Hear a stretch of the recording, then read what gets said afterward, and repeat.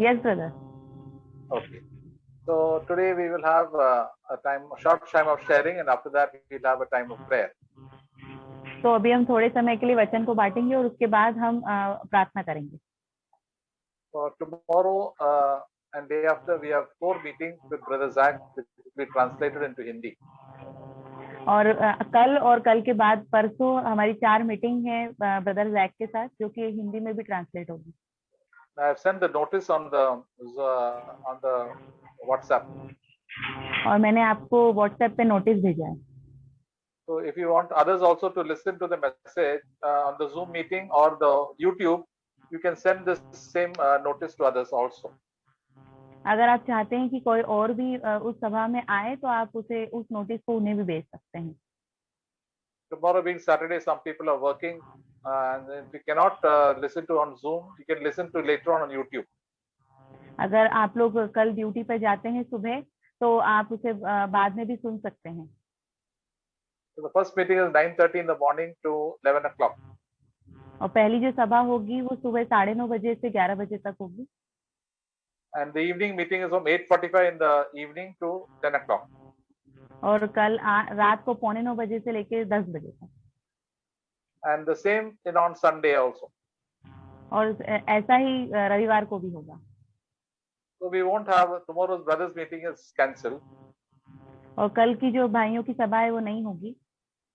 And then we will also have no Sunday meeting and on Sunday. तो और रविवार की सभा भी रविवार को नहीं होगी.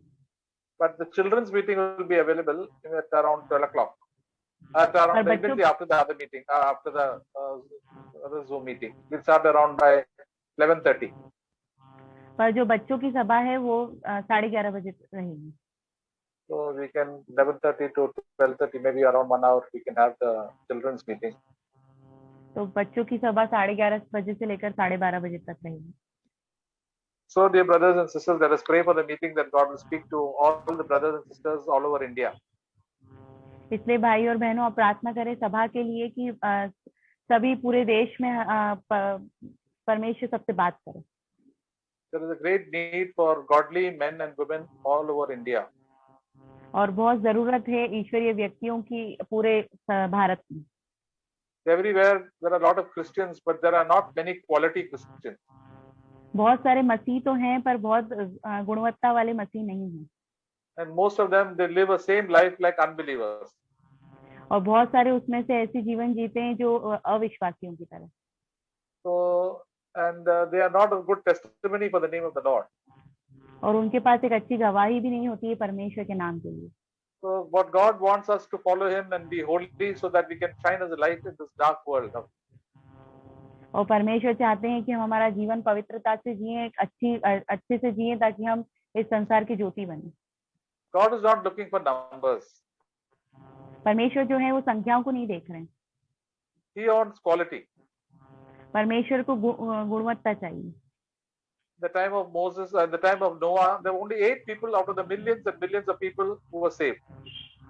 और नोहा के समय में सिर्फ 8 ही लोग थे इतने सारे लोगों में से जो बचाए गए थे. God wants holiness and devotion to Him.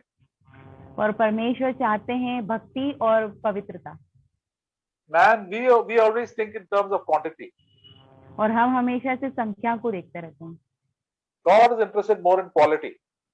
परमेश्वर गुणों को देखते हैं. That is why even the time of Moses, only 2 people, Joshua and Caleb, could enter the promised land because of their faithfulness to the Lord. और इसलिए मूसा के समय में भी सिर्फ जोशुआ और कालेब ही थे जो कि वाचा के देश में पहुंच सके थे. And Jesus also said that the way is narrow that leads to eternal life. और यीशु मसीह ने कहा कि मार्ग बहुत सकरा है जो अनंत जीवन तक जाता है.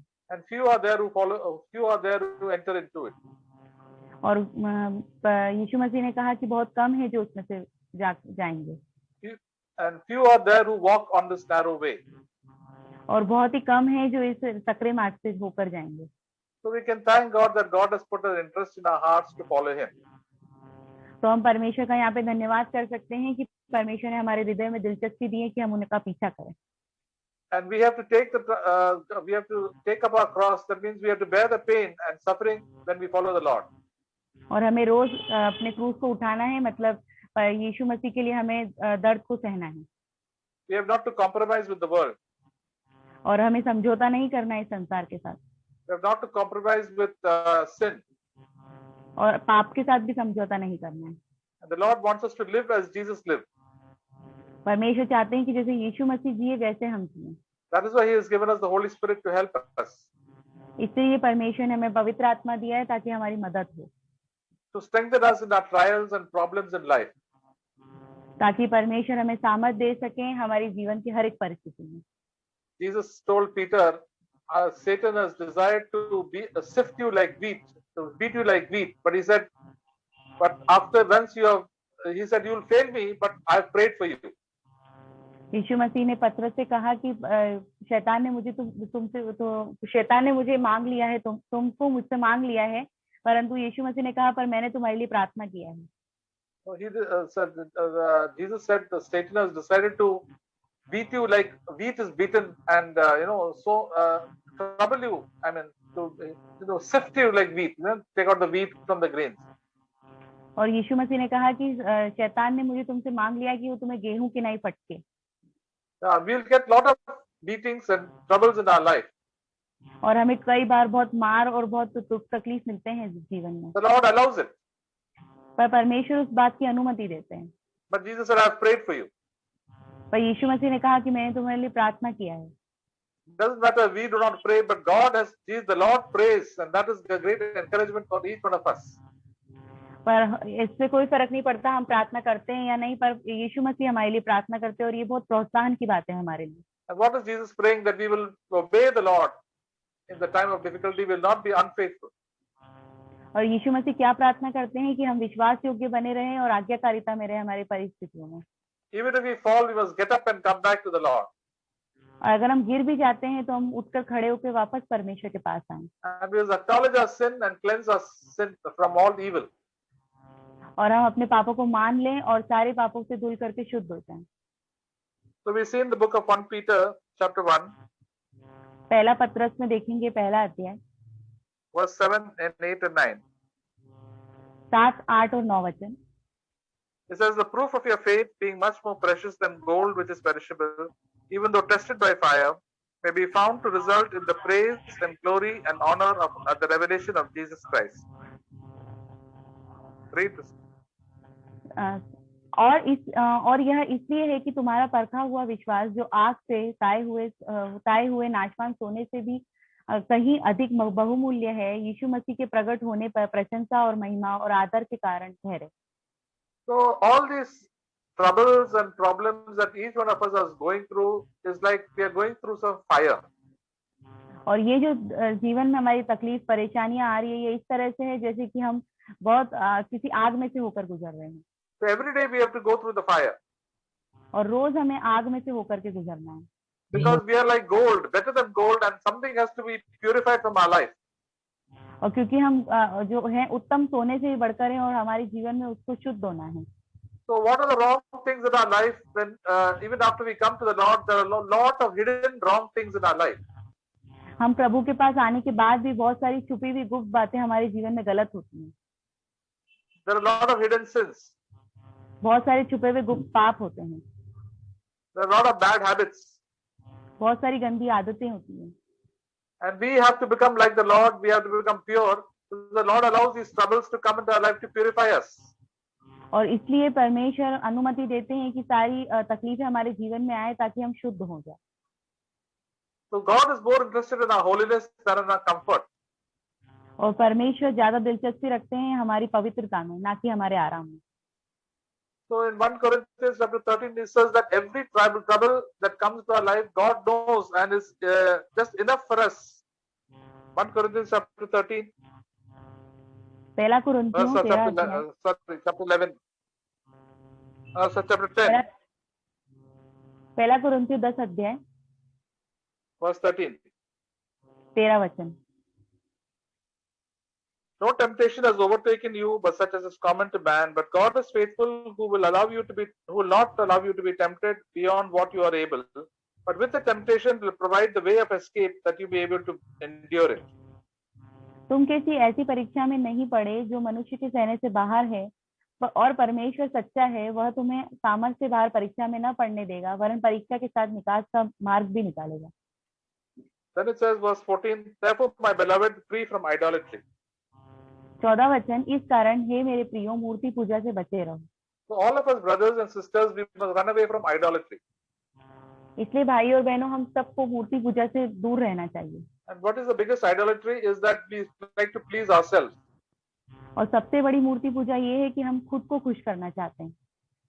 We like to think whatever we are doing is right, and we want to do it in a very selfish way, and we are very proud. और हम क्या सोचते हैं कि जो हम कर रहे हैं वो सही है, और उसे बहुत ही स्वार्थी तरीके से और घमंडी तरीके से करते हैं। And God allows so many situations and people to come across our way to expose all the pride and selfishness in our life. और परमेश्वर बहुत सारे लोगों को अनुमति देते हैं कि वो हमारे जीवन में से होकर जाएं, ताकि जो स्वार्थीपन है और जो घमंड है वो देख सके हम हमारे जीवन में। And they trouble us so that we can humble ourselves before God, and we say, Lord, please change my life and change me. I see my selfishness and my pride and all the earthly things which I'm attached to. और वो हमें सब तकलीफें देते हैं ताकि हम अपने आप को नम्र कर सके और परमेश्वर को बोल सके, परमेश्वर मैं घमंडी हूँ, मैं स्वार्थी हूँ, आप मुझे बदलें। So we can thank God for all these people who have come across our life and the situations that have come across our life. और परमेश्वर का हम धन्यवाद कर सकते हैं, ये जो लोग हमारे जीवन में आते हैं और जो परिस्थितियां हमारे जीवन में आती हैं उनके लिए। And because of that, we become more valuable to God and we come closer to God. और उसके बाद फिर हम परमेश्वर के लिए बहुत मूल्यवान हो जाएंगे। So everything that is working in our life is for our good.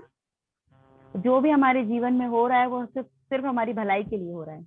Romans 8:28 says that God is working everything for good for those who love God. Romeo का 8:28 वचन कहता है कि जो भी कुछ हमारे जीवन में हो रहा है वो सब कुछ भलाई को उत्पन्न करेगा। And if you want love God, when you want to obey Him, then so many problems will come across our life. अगर आप परमेश्वर से प्रेम रखना चाहते हैं, उनकी आज्ञाकारिता में रहना चाहते हैं, तो बहुत सारी दुख तकलीफ परेशानी आपके रास्ते में आएंगी। But and through these problems, we become spiritually closer and spiritually rich. We get abundance of joy and peace and love in our heart. और इन सब परेशानियों के कारण हमारे जीवन में बहुत सारा आनंद, शांति और प्रेम आ जाता है और आत्मिक रूप से मजबूत हो जाते हैं। And God will never allow us to be tempted beyond our ability. और परमेश्वर कभी नहीं हमें अपनी सामर्थ्य से बाहर परीक्षा में डालेंगे। We will definitely feel the pain. हमको दर्द जरूर होगा। But then definitely the pain is to a certain limit. पर जो वो दर्द होगा वो एक हद तक ही होगा। Jesus went through this pain so much in his life. और यीशु मसीह इस दर्द से बहुत गुजरे हैं अपनी लाइफ में। We heard about the sufferings of Job. हमने जो जोब की तकलीफों के बारे, अय्यूब की तकलीफों के बारे में देखा है। How much he suffered, but he says the end of it is that God is very kind and good. और उन्होंने बहुत सारी तकलीफों को सहा है, पर अंत में जो परमेश्वर है उसकी भलाई को भी देखा है। We see that in James chapter 5. हम याकूब में देखेंगे।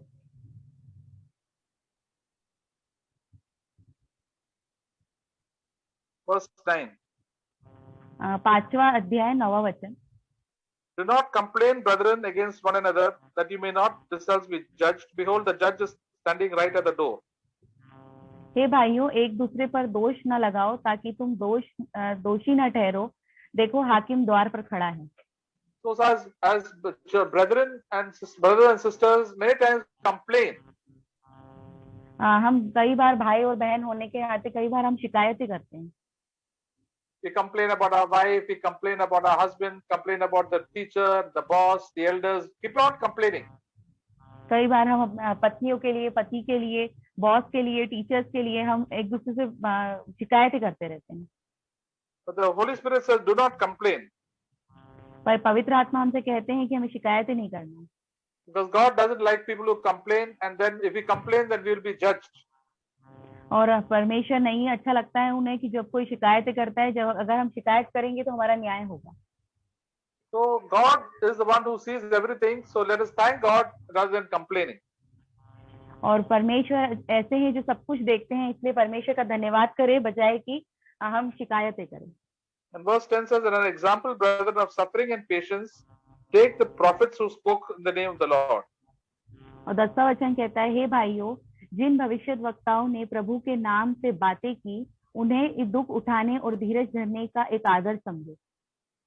So all the prophets, all the people who spoke the word of God and lived for the Lord, they had so much of suffering and they had to be patient. और जितने भी भविष्यद्वक्ता हुए हैं, परमेश्वर के दास हुए हैं, उनको बहुत सारी तकलीफों से गुजरना पड़ा है और उन्होंने धीरज धरा है. So you and I also have to go through these troubles and problems every day in our life. तो आपको और हमें बहुत सारी तकलीफों से गुजरना पड़ेगा हमारे जीवन में. So sometimes we forget about that.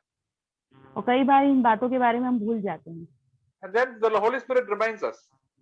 और फिर पवित्र आत्मा हमें याद दिलाते हैं. You say that you just be humble in heart, then you can just endure it.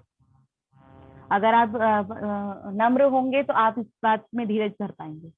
And verse 12 says, "Behold, we count those blessed who endured. We have heard of the endurance of Job, and we see the outcome of the Lord's dealings. The Lord is full of compassion and merciful." 12 वचन पर हे मेरे भाइयों, 11 वचन देखो हम धीरज धरने 11 वचन देखो हम धीरज धरने वालों को धन्य कहते हैं. तुमने अय्यूब की धीरज के विषय में तो सुना है, और प्रभु की ओर से जो उसका प्रतिफल हुआ है उसे भी जान लिया है, जिससे प्रभु की अत्यंत करुणा और दया प्रकट होती है. So God is full of mercy and goodness over our life. He loves to bless us and help us. और परमेश्वर जो है वो करुणा से भरे हुए हैं और परमेश्वर चाहते हैं कि वो हमारी मदद करें. And these trials and problems will check whether we really love the Lord or we are just interested in only good things from the Lord. और ये जो कठिनाइयां हमारे जीवन में आती है, हमें जांचेंगी कि हम परमेश्वर के लिए दिलचस्पी रखते हैं या इस संसार की चीजों में. So we also will be blessed if we endure. और तो हमें भी आशीष मिलेगी अगर हम धीरज धरेंगे. That is why in 1 Peter says that the Lord allows so many fire to come across our life. इसलिए पहला पत्रस में लिखा है कि परमेश्वर अनुमति देते हैं कि बहुत सारी आग में से हम होकर के गुजरें. So after going through all these tests, the Lord will test us to see whether we love the Lord with all of our hearts or we just want some certain things from the Lord. और इन सारी परीक्षाओं के बाद परमेश्वर हमें जांचेंगे कि हमें परमेश्वर चाहिए या फिर इन संसार की चीजें चाहिए. I want to live for Jesus all my life. और मुझे यीशु मसीह के लिए जीना है पूरी जिंदगी. I want to glorify God in the short life that God has given us. और इस छोटी सी जिंदगी में मुझे सिर्फ परमेश्वर की महिमा करनी है. And even though it says in verse 8 that even though we go through so many trials, it says, and though you have not seen him, you love him, and though you have not seen him now, but believe in him and greatly rejoice with joy inexpressible and full of glory. 8 वचन brother, 8 वचन 8 वचन तुम भी धीरज धरो और अपने हृदय को दृढ़ करो, क्योंकि प्रभु का शुभागमन निकट है. Yes. So which verse have you read? 8:1? 8. Oh yeah. So even though we have not seen the Lord, we know that God is there with us and we will endure right up to the very end. हम प्रभु को देख नहीं सकते, पर हम जानते हैं कि प्रभु हमारे साथ है और हम अंत तक धीरज धर सकते हैं. We see in the early first century so many Christians, they suffered for their faith, they died and they suffered because they loved the Lord. और हम पहली शताब्दी में देखते हैं कि कितने सारे जो मसीह हैं उन्होंने परमेश्वर के लिए बहुत कुछ सहा और उनके विश्वास के लिए बहुत कुछ सहा उन्होंने. They lost all their property, they lost all their loved ones, but still they were faithful to the Lord. और अपने प्रियजनों को और बहुत सारी प्रॉपर्टीज को, बहुत सारी सब चीजों को उन्होंने खो दिया. Verse 9 says, obtaining as the outcome of your faith the salvation of your souls. 9वां वचन, हे भाइयों एक दूसरे पर दोष न लगाओ ताकि तुम दोषी न ठहरो. देखो हाकिम द्वार पर. 9 was First Peter chapter 1 verse 9. पहला पत्रस 5 अध्याय 9वां वचन. पहला अध्याय 9वां वचन. इसी उद्धार के विषय में उन और अपने विश्वास का प्रतिफल अर्थात आत्माओं का उद्धार प्राप्त करते हो. Yeah. So when we are firm, obey the Lord and go through these troubles and problems every day, then we get saved from so much of sin in our own life. और जब हम परमेश्वर की आज्ञाकारिता में रहेंगे तो हम बहुत सारे पापों से बच जाएंगे. We can love people who are against us and pray for them. जो लोग हमारे खिलाफ है उनके लिए हम प्रार्थना कर पाएंगे और उनको प्यार कर पाएंगे. We'll have the joy of the Lord continuously. परमेश्वर का आनंद लगातार हमारे जीवन में होगा. And we'll have the peace of God. और परमेश्वर की जो शांति है वो हमारे जीवन में होगी. That is the nature of God that God will give us. परमेश्वर का स्वभाव जो है वो परमेश्वर हमें देंगे. And then we will stop complaining and murmuring so much to all that will be going away from our life, and that we will be rejoicing every day. और कुड़कुड़ाना, बड़बड़ाना और शिकायतें करना हम बंद कर देंगे और हम हमेशा प्रभु में आनंदित होंगे. There are so many brothers and sisters who continue to grumble and keep on complaining about so many things. बहुत सारे भाई बहन हैं जो दिन भर कुड़कुड़ाते रहते, बड़बड़ाते रहते, उनकी बहुत सारी परेशानी होती है. Because they don't want to go through the suffering and give up their own selfish will. क्योंकि वो जो है अपनी स्वार्थी जो इच्छाएं हैं उनको देना नहीं चाहते हैं. Because God is interested in our holiness. पर परमेश्वर जो है हमारी पवित्रता में दिलचस्पी रखते हैं. In 1 Peter chapter 1, further down we see verse 15 and 16. पहला पत्रस पहला अध्याय 15-16 वचन. But be like the Holy One who called you. Be holy in all your behavior, because it is written, "You shall be holy, for I am holy." पर जैसा तुम्हारा बुलाने वाला पवित्र है वैसे ही तुम भी अपने सारे चाल चलन में पवित्र बनो, क्योंकि लिखा है कि पवित्र बनो क्योंकि मैं पवित्र हूँ. So holy means to be separate, to live like Jesus. और पवित्र होना का मतलब है अलग हो जाना, यीशु मसीह के लिए जीना. Yeah, he said, I should behave like Jesus, because the Holy Spirit is that given to me to help me to live like Jesus.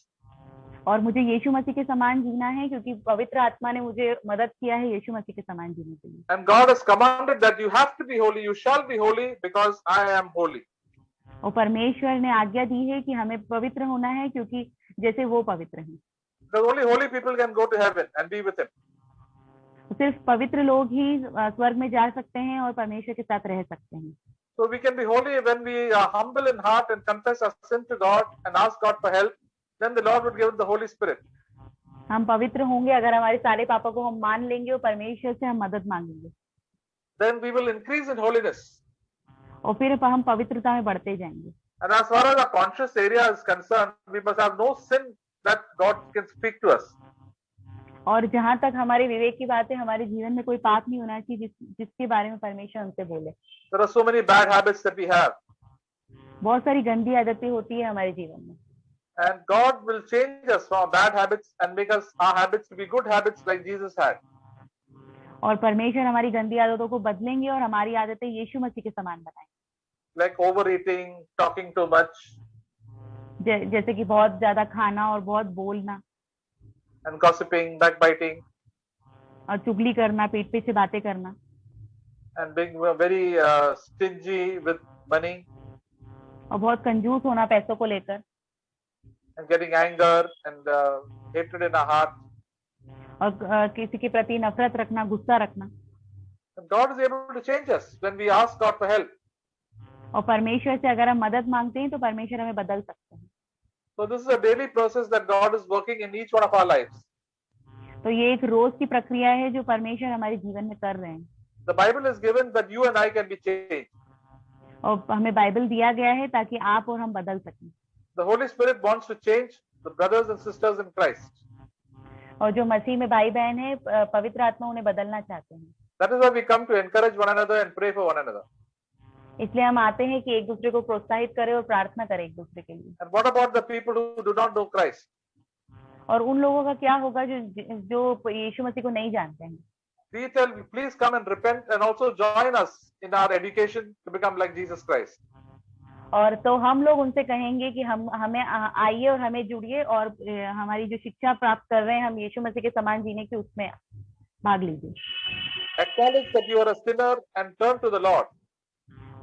मान लीजिए कि आप पापी हैं और परमेश्वर की ओर आ जाइए. Only Jesus can forgive your sins because he died for you. सिर्फ यीशु मसीह ही आपके पापों को क्षमा कर सकते हैं क्योंकि वो आपके लिए मरे हैं. And you can draw closer to God and your life will be happy and joyful at all times. आप परमेश्वर के करीब आ सकते हैं और आपका जीवन है वो बहुत खुश और शांति से भरा हो सकता है. So we have this good news to be spoken to both the believers as well as to unbelievers. और ये जो सुसमाचार है हम सबको बता सकते हैं, विश्वासियों को भी और अविश्वासियों को भी। And we can pray for one another just as Jesus prayed for us. और हम एक दूसरे के लिए प्रार्थना कर सकते हैं जैसे यीशु मसीह करते हैं।